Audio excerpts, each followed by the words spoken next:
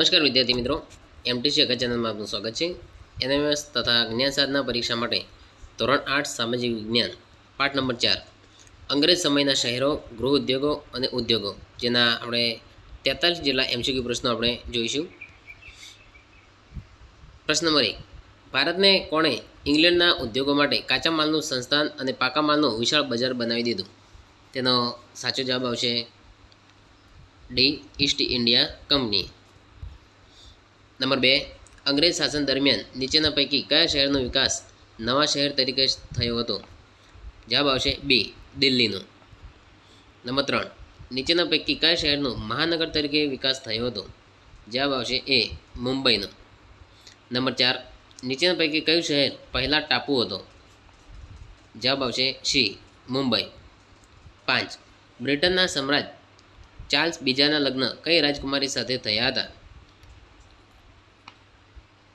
જવાબ આવશે બી, Portuguese. Number 6, East India કંપનીએ કોની પાસેથી મુંબઈ ટાપુ ભાડે લીધો હતો? જવાબ આવશે એ, બ્રિટનના સમ્રાટ પાસેથી। નંબર 7, નીચેના પૈકી કયું શહેર ભારતનું આજનું ઔદ્યોગિક અને વાણિજ્ય કેન્દ્ર ગણાય છે? જવાબ આવશે ડી, મુંબઈ।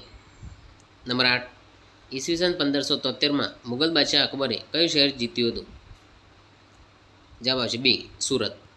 નંબર 9, નીચેના પૈકી કયું શહેર મુગલ યુગમાં પશ્ચિમ ભારતમાં વેપારનું મહત્વનું વાણિજ્ય કેન્દ્ર હતું?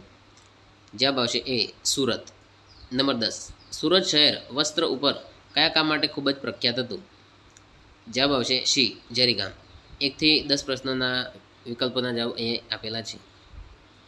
જોઈશું નંબર 11, અંગ્રેજોએ નીચેના પૈકી કયા શહેરમાં પહેલી કોઠી એટલે કે મથક સ્થાપી હતી?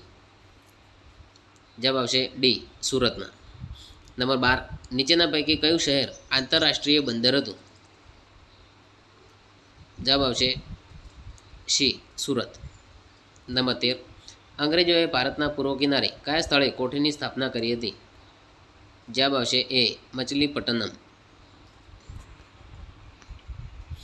નંબર 14, ઈસવીસન 1640માં અંગ્રેજોએ મદ્રાસ પાસે કઈ કોઠીની સ્થાપના કરી હતી? જવાબ આવશે C, Fort Saint George. Number 15, અંગ્રેજોએ સ્થાપેલા ફોર્ટ સેન્ટ જ્યોર્જની આસપાસ આજનું કયું શહેર બન્યું? જવાબ આવશે એ, ચેન્નઈ। નંબર 16, નીચેના પૈકી કયું શહેર ભારતની રાજધાની છે? જવાબ આવશે સી, દિલ્હી। નંબર 17, ઈસવીસન 1803માં અંગ્રેજોએ કોની પાસેથી દિલ્હી જીતી લીધું? જવાબ આવશે મરાઠાઓ પાસેથી। અંગ્રેજોએ ઈસવીસન 1911માં કયા શહેરને પોતાની રાજધાની બનાવી? જવાબ આવશે દિલ્હીને।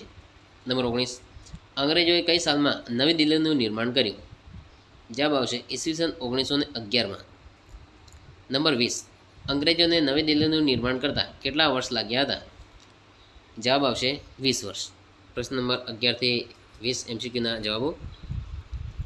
નંબર 21, અંગ્રેજો ભારતમાં આવ્યા તે પહેલાં ભારતના ગૃહ ઉદ્યોગોનો કયો યુગ હતો? જવાબ આવશે સુવર્ણયુગ। નંબર 22, અંગ્રેજો ભારતમાં આવ્યા તે પહેલાં કયા શહેરની મલમલ પ્રખ્યાત હતી? જવાબ આવશે ઢાકાની। નંબર 23, ભારતના કારીગરો કયા ફૂલોનો ઉપયોગ કરીને કપડાને રંગવાનું કામ કરતા હતા? જવાબ આવશે કેસુડાના। નંબર 24, ભારતની મજબૂત ગ્રામ અર્થવ્યવસ્થા કોના કારણે પડી ભાંગી? જવાબ આવશે ઔદ્યોગિક ક્રાંતિને કારણે। નંબર 25, અંગ્રેજ શાસન દરમિયાન ભારતનો કયો ઉદ્યોગ પડી ભાંગ્યો? જવાબ આવશે કાપડ ઉદ્યોગ। નંબર 26, ભારતમાં ઔદ્યોગિક ક્રાંતિની શરૂઆત કયા ઉદ્યોગમાં થઈ હતી? જવાબ આવશે કાપડ ઉદ્યોગમાં। નંબર 27, ભારતમાં કાપડની પહેલી મિલ ક્યાં સ્થપાઈ હતી? જવાબ આવશે મુંબઈમાં। નંબર 28, મુંબઈમાં કાપડની સૌપ્રથમ મિલ ક્યારે સ્થપાઈ હતી? જવાબ આવશે ઈસવીસન 1854માં।